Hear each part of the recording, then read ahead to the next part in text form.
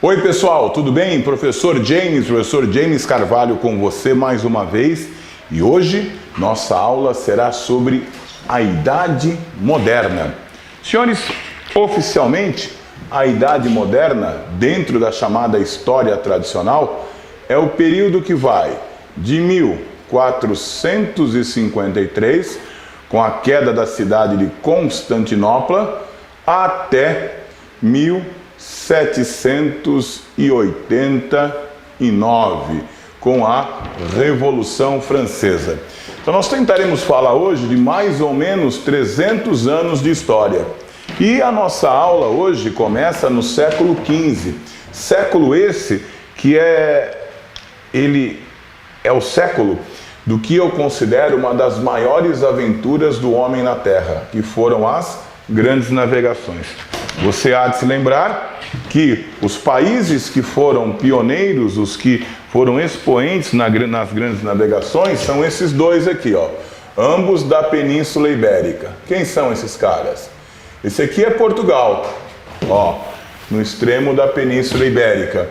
Portugal inicia o processo de grandes navegações em 1415, com a tomada de Ceuta, norte da Itália, norte da África. Portugal acreditava que chegaria até o Oriente de que maneira? Contornando o continente africano. Como é que a gente chama essa proposta? Périplo africano. Ele conclui essa grande aventura em 1498, com a chegada de Vasco da Gama até Calicut, nas Índias. Mas Portugal não foi o único. Um outro Estado nacional vai se organizar em meados do século XV, quando em 1472, o que hoje é a Espanha, consegue expulsar os árabes na chamada Guerra da Reconquista. Aí eles vão contratar um navegador genovês, de Gênova, norte da Itália.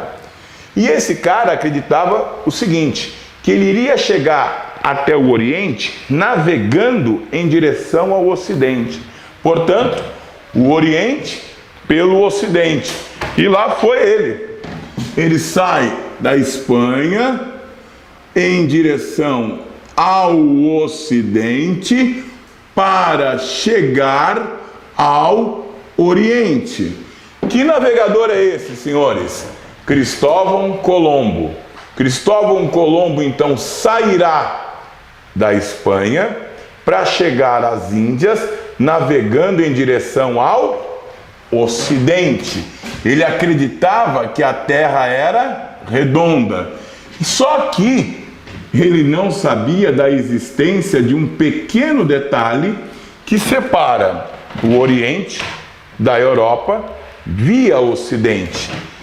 Em 1492, Cristóvão Colombo chegará à região hoje de San Salvador, e esse episódio é o que marca oficialmente a descoberta da América em 1492. Mas espera aí, se foi Colombo quem chegou aqui, por que chama América e não Colômbia ou Colômbia?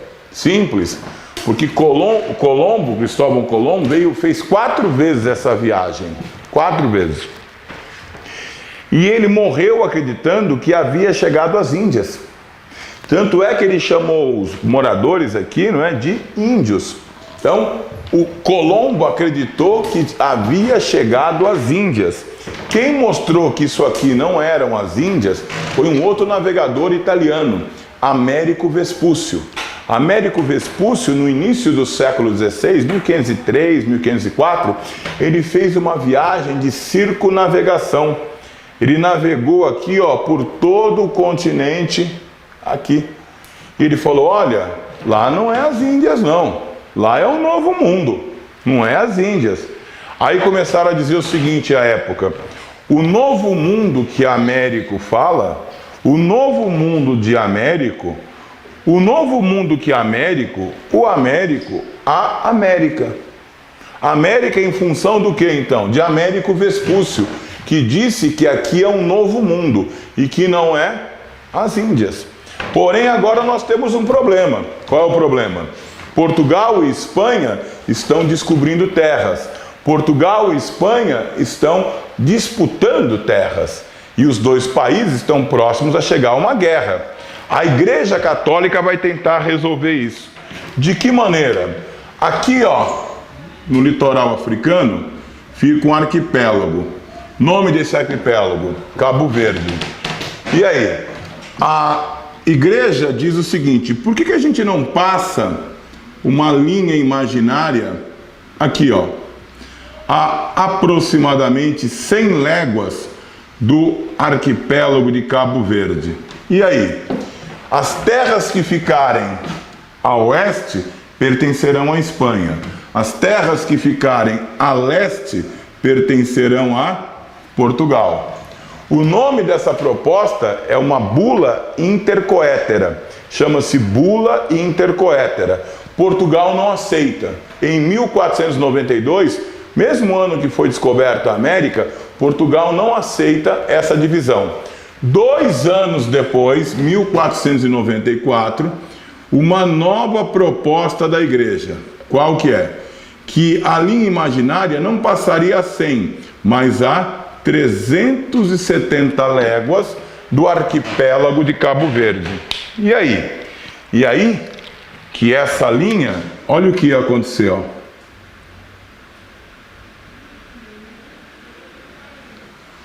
Por essa linha, que foi proposta em 1494, na cidade de Tordesilhas, as terras que ficassem a oeste pertenceriam à Espanha.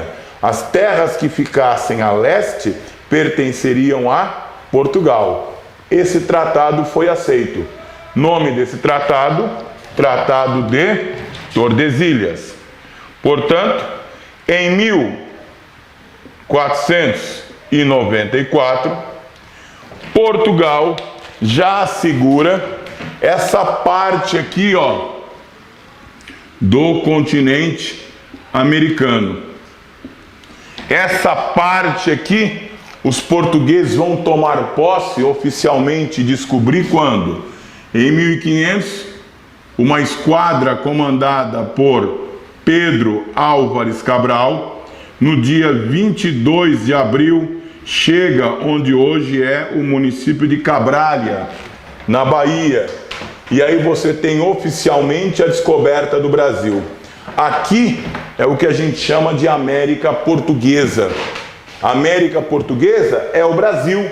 Então, quando eu falo em América Portuguesa, eu falo em Brasil. Mas eu tenho também outras áreas aqui, ó. Por exemplo, isso aqui, ó, é a América Espanhola. Ó, toda essa área aqui é a chamada América Espanhola. Ó, toda essa região aqui, ó. São 4 vice-reinos e 4 capitanias. Então vamos ver quais são os vice-reinos aqui, ó. Vamos ver aqui, ó.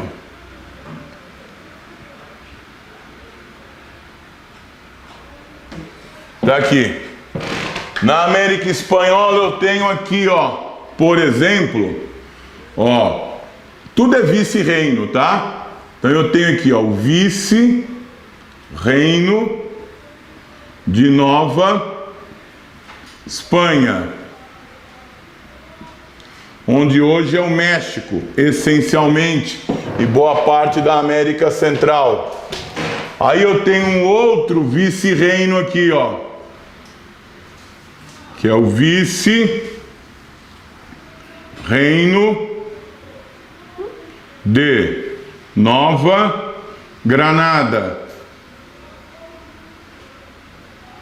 Tem mais? Tem. Aqui, ó, vice-reino do Peru. E finalmente aqui, ó, o vice-reino do Rio da Prata. Daqui. Notem então que eu já consigo encontrar uma diferença na administração portuguesa, da América Portuguesa e da América Espanhola. A América Portuguesa, a administração foi centralizada. Já a América Espanhola, até mesmo pela maior extensão, houve uma descentralização administrativa. Está aqui. Vice-reino de Nova Espanha, Nova Granada, vice-reino do Peru e vice-reino da Prata.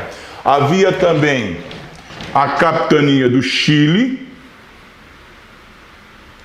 está aqui, a capitania de Cuba.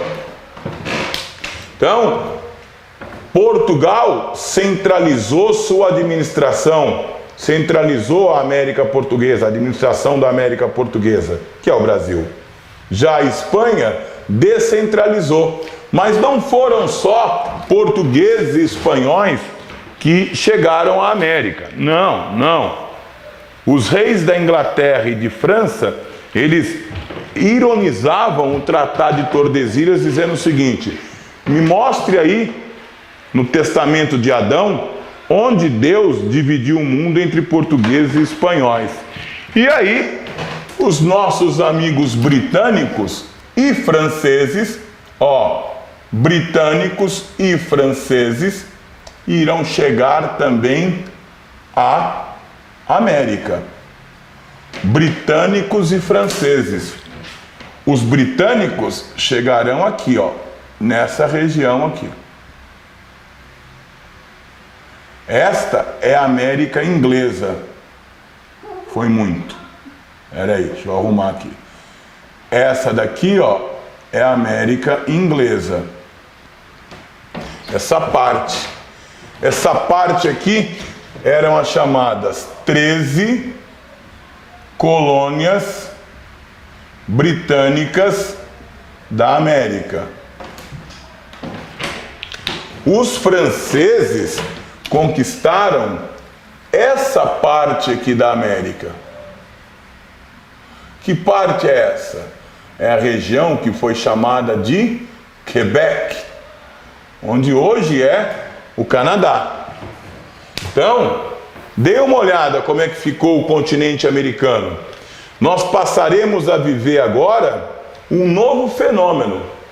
Se durante a Idade Média o fenômeno foi o do feudalismo, durante a Idade Moderna, eu não consigo falar em Idade Moderna sem falar em mercantilismo. O mercantilismo está para a Idade Moderna, como o feudalismo está para a Idade Média. Então, o mercantilismo é uma prática econômica que se consiste no quê? Você tem uma relação entre, as colônias americanas e as metrópoles europeias. A relação entre colônia e metrópole, qual é? A colônia tem a obrigação de enriquecer sua metrópole. A função da colônia é enriquecer a metrópole. Enriquecer, sim, isso tem um nome. O nome disso é pacto colonial. A relação entre metrópole e colônia, ela se embasa no pacto colonial. É função de sua metrópole, é função da colônia enriquecer a metrópole. A gente tem dois tipos de colônias. Dois tipos de colônia. Deixa eu mostrar para você aqui, ó, quais são os dois tipos de colônia que nós temos.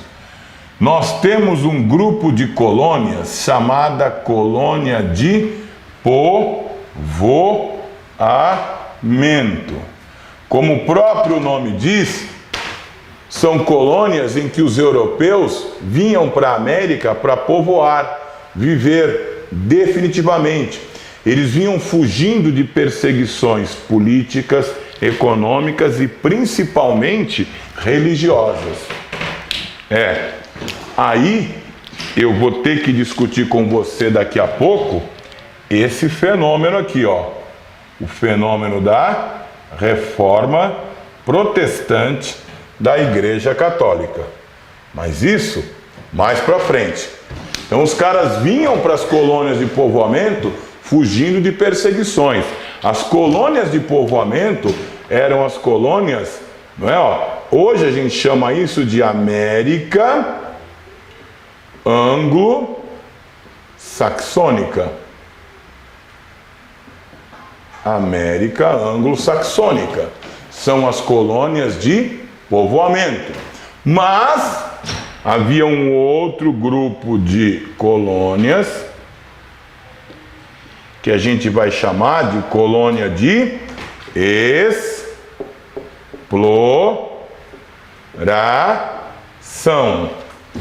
Como o próprio nome diz, a colônia de exploração abastece a metrópole.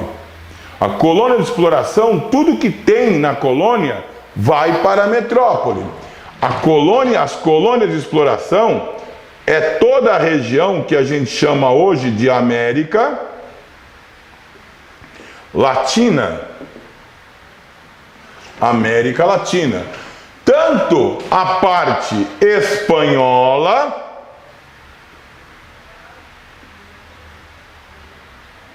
como a portuguesa. Mas não só a América Latina foi colônia de exploração. Teve uma parte das 13 colônias, britânicas na América que também foram colônias de exploração. Quais foram? Depois a gente vai ver isso melhor, mas deixa eu escrever isso aqui, ó. A gente divide as 13 colônias da Inglaterra na América como colônias do norte e colônias do sul. Exato. Nas colônias do sul, eu tenho o quê? O mesmo feitio que eu tenho nas colônias latino-americanas. A América espanhola, ela não é a exploração não é marcada, não é, pela agricultura, e sim pela mineração. Aí eu tenho duas formas de exploração dos nativos que se tornaram clássicas. Quais são? Então vamos colocar aqui, ó, a América. Peraí. Ó, a América espanhola. O forte foi a mineração. Principalmente o quê? Ouro e prata. E aí eu tenho duas formas de trabalho aqui, que lembram muito a servidão medieval. É a encomienda e a mita. Encomienda e mita. O que é isso? Lembram muito a servidão. São formas de trabalho que o espanhol introduziu não para escravizar os índios, mas para forçá-los a servir na mineração e em áreas agrícolas e mineradoras também. Encomienda e mita. Já na América Portuguesa e nas colônias do sul, aí eu tenho aqui uma outra forma de trabalho, porque aqui eu vou ter o chamado plantation. O que é um plantation? É um sistema agrícola que foi introduzido pelos europeus na América. E esse sistema agrícola tem como base, ó, grandes propriedades rurais, uma monocultura, planta-se um único gênero e tudo é para a exportação. Essas são as bases do plantation. Agora, uma outra característica do plantation é isso aqui, ó, mão de obra barata. Num primeiro momento, os portugueses e os ingleses tentaram escravizar os indígenas, principalmente os portugueses. Porém, o forte dessa mão de obra, aí que vem a questão, é a escravidão do negro africano. Não existem escravos, existem pessoas na condição de escravo. O trabalho escravo não é natural, ele é uma anomalia. Então o que você tem aqui? Na América Espanhola, atividades que lembravam muito a servidão medieval, encomienda e mita. Na América Portuguesa e nas colônias do sul dos Estados Unidos, Virgínia, Carolina do Norte, Carolina do Sul, Geórgia, e na América Portuguesa eu terei a escravidão do negro africano. Isso é o mercantilismo. Esse pacto colonial que eu falei aqui, ele se pautava em 3 itens. 3 itens eram a base do chamado pacto colonial. Então, havia um acordo unilateral, claro, não é? Que a metrópole impunha à colônia, e esse acordo tinha os seguintes pilares. Primeiro, monopólio. O que é monopólio, gente? Exclusividade. A colônia só comercializava com sua metrópole. A colônia só podia comercializar com sua metrópole. A exclusividade nas relações comerciais entre colônia e metrópole. Outra coisa, o protecionismo. Como assim? Todas as leis, as regras entre metrópole e colônia protegiam sempre a metrópole. Daí o nome protecionismo. Protecionismo, então, eram regras, eram leis que eram impostas às colônias para proteger suas metrópoles. Se essas leis não estivessem dando certo, o que é que a gente ia fazer? A gente intervinha. Então o nome disso é intervencionismo. O que é o intervencionismo, então?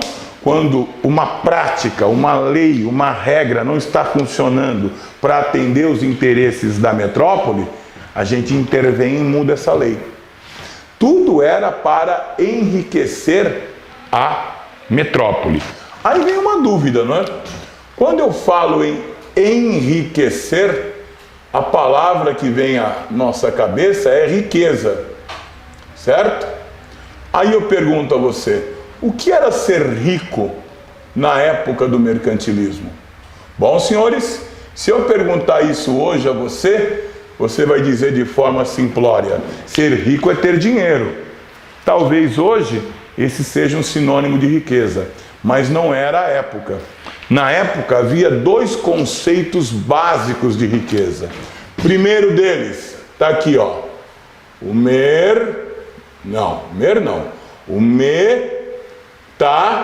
metalismo. O que é isso aqui, ó? Metalismo. Quando eu falo em metalismo, eu falo em quê? Era considerado um país rico, uma nação rica, se ele acumulasse metais preciosos, se ele acumulasse ouro e prata.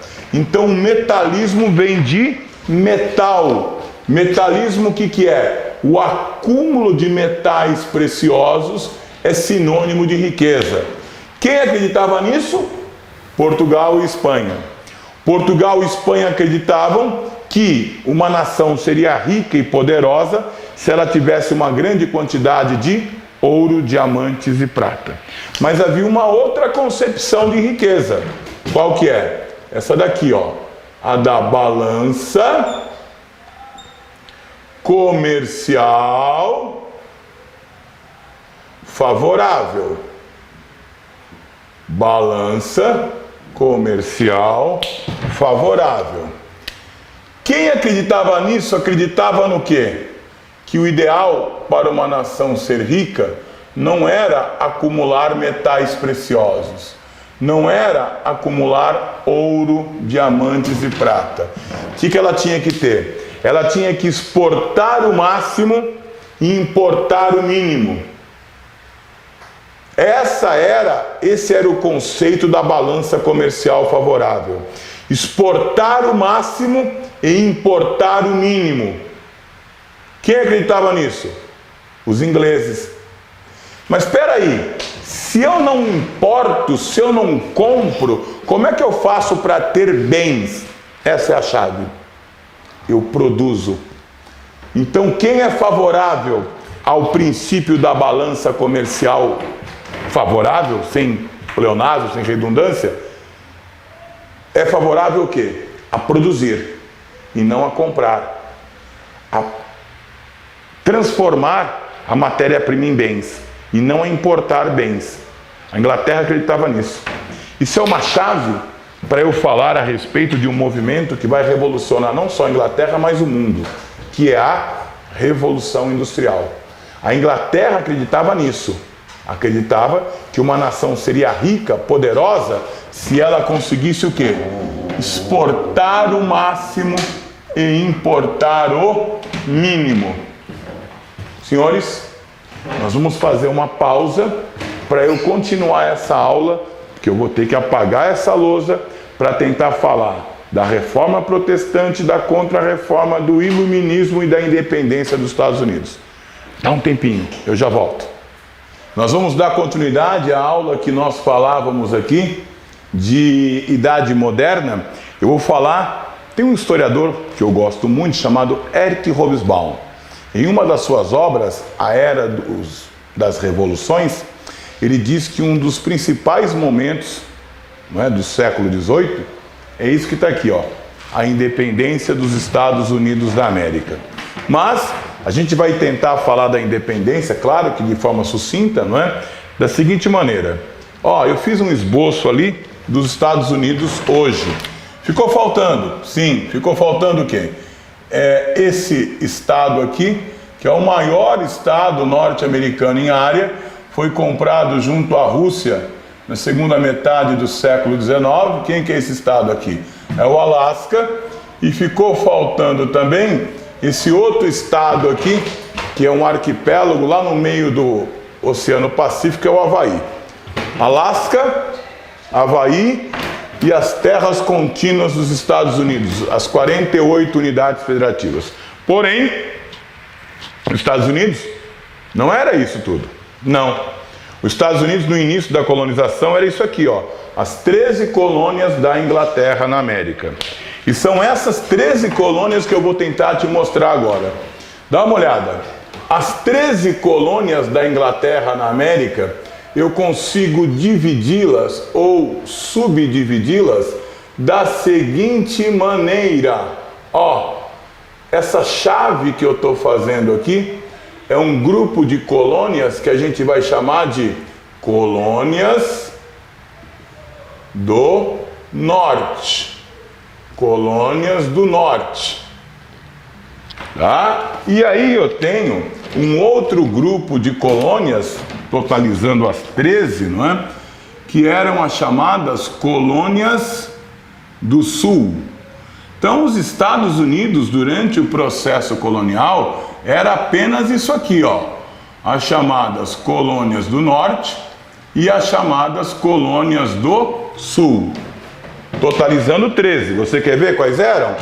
Olha só, hoje são outras unidades federativas, mas na época eram New Hampshire, Massachusetts, Nova York, Connecticut, Rhode Island, Pensilvânia, que o tonto aqui esqueceu de desenhar, mas não tem importância. Eu desenho agora na sua frente aqui, ó. Esqueci de desenhar a Pensilvânia. Então tá aqui, ó. Pronto. Olha a Pensilvânia aqui, ó. Pensilvânia, New Jersey. Ah, agora sim. Então vamos voltar aqui, ó. New Hampshire, Massachusetts, Connecticut, Rhode Island, Nova York, Pensilvânia, New Jersey, Maryland e Delaware. Estas 9 colônias eram chamadas colônias do norte. Vou repetir. New Hampshire, Massachusetts, Nova York, Connecticut, Rhode Island, Pensilvânia, New Jersey, Maryland e Delaware. As colônias do norte, é um consenso entre os historiadores, eram colônias de, cadê aqui? Povoamento. Lá, a principal atividade econômica, ou as principais atividades econômicas eram o comércio e já havia uma produção manufatureira. Aquela onde havia uma divisão de trabalho, o trabalho era livre, assalariado, nas colônias do norte. Eram colônias de povoamento. Já, notem, as colônias do sul eram colônias de exploração. Aqui predominava a agricultura do tipo plantation. Eles plantavam um único gênero em grandes propriedades rurais voltados para a exportação. Que eles plantavam algodão e a mão de obra utilizada era a mão de obra escrava. Então, isso era os Estados Unidos. Estados Unidos era somente isso aqui, ó. Ó, isso aqui, ó. Somente isso aqui, ó, eram os Estados Unidos. As chamadas 13 colônias. As colônias do sul eram Virgínia, Carolina do Norte, Carolina do Sul e Geórgia. Virgínia, Carolina do Sul, Carolina do Norte e Geórgia. Então os Estados Unidos era somente isso aqui. E o que interessava aos ingleses eram o quê? As colônias do sul, que produziam agricultura no sistema plantation em grandes propriedades voltadas para a exportação. Tá? Porém, essa história começa a se modificar nesse período aqui, ó. Entre os anos de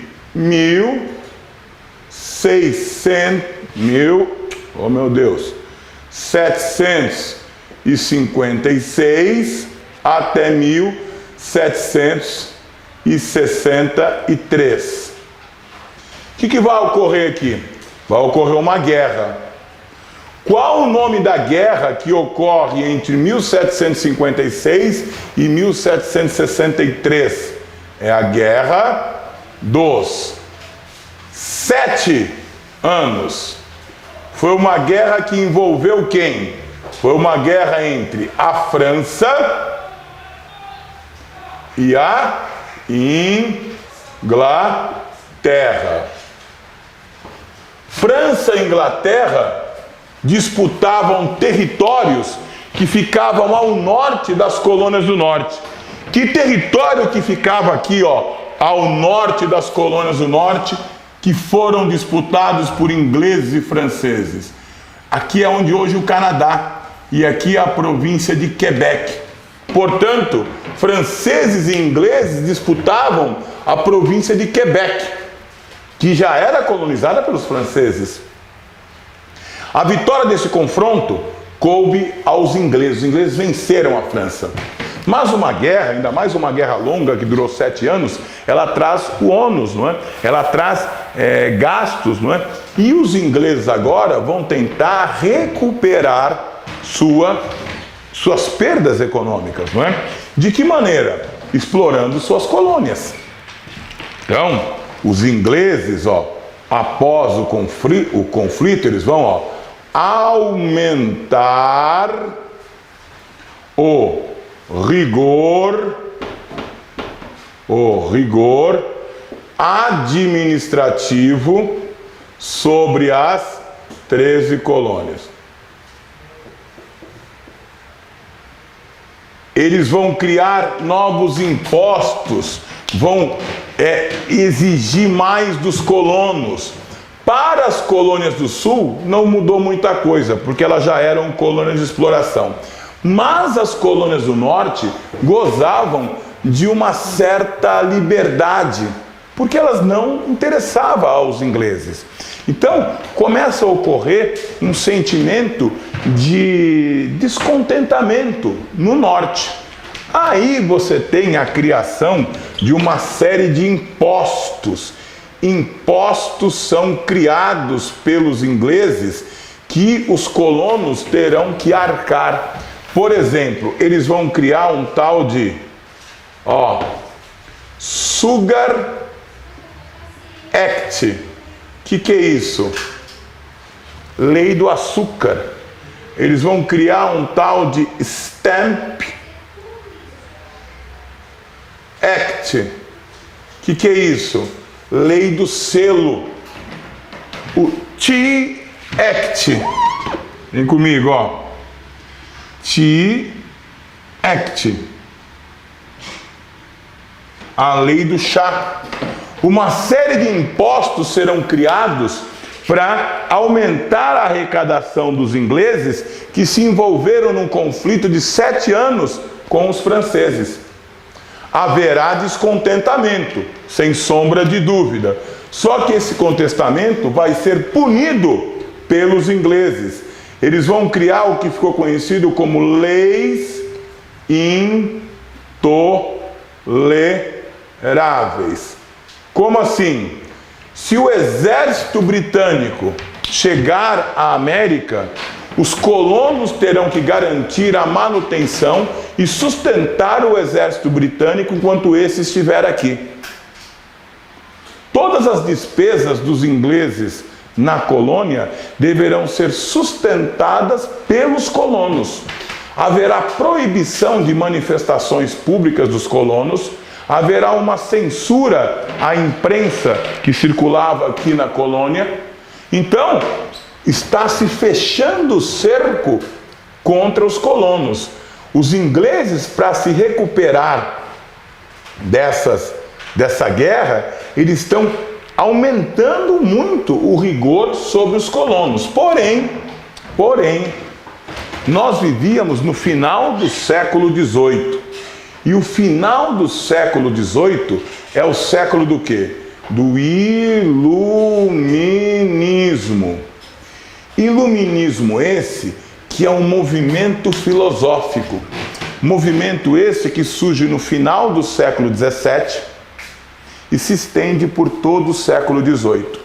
Esse termo iluminismo, ele faz referência, ele tenta fazer o contraponto ao que se chamava a Idade das Trevas, que era a Idade Média, que era a idade do teocentrismo. O iluminismo, gente, presta atenção, ele combate o antigo regime. Quando eu falo em antigo regime, esse antigo regime é o regime associado a quê? Ao que se julgava ultrapassado no século XVIII. O antigo regime, do ponto de vista político, ele se manifestava através do quê? Do mercantilismo. Então o iluminismo combate o mercantilismo, isto é, o controle do Estado sobre a economia. Ele é contrário a isso. O antigo regime, do ponto de vista político, se manifesta de que maneira? Através do absolutismo. E o antigo regime, do ponto de vista cultural, se manifesta através do quê? Do teocentrismo. Então é isso aqui, que o antigo regime combate. O antigo regime, que o iluminismo combate. O iluminismo é contrário a isso. E o que ele sugere? Em contrapartida ao mercantilismo, o iluminismo sugere o liberalismo. Na figura de quem? O liberalismo defendido pelos iluministas tem como principal expoente, não é? Adam Smith, autor do livro A Riqueza das Nações. Do ponto de vista político, eles combatem o absolutismo, não é? E eles defendem o quê? Eles defendem a república. Defendem a república. Aí tem um autor que escreveu um livro chamado O Espírito das Leis, Montesquieu.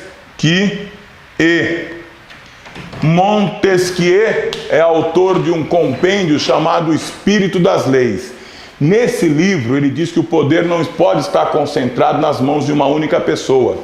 Ele diz que tem que se dividir o poder em três: poder executivo, legislativo e judiciário. E se eles são contra o teocentrismo, eles defendem o quê? A ciência. A ciência no lugar do teocentrismo. A ciência traz a luz, daí o nome iluminismo. Aí você tem alguns grandes nomes aqui, no campo filosófico e científico. Vou citar alguns para vocês. John Locke, inglês, autor, não é? Ele é aquele que diz, ele é um empirista. Ele diz que o conhecimento vem da prática, vem das experiências adquiridas no cotidiano. Eu tenho alguns idealistas, alguns racionalistas, como por exemplo Descartes. René Descartes, autor de O Discurso do Método, diz que penso, logo existo. Descartes é um grande filósofo francês, tal qual Rousseau. Rousseau é um dos defensores da propriedade privada. Rousseau é o autor, não é, que vai estabelecer as regras, os parâmetros, não é, para o pensamento burguês que até hoje vigora. Rousseau é autor do contrato social.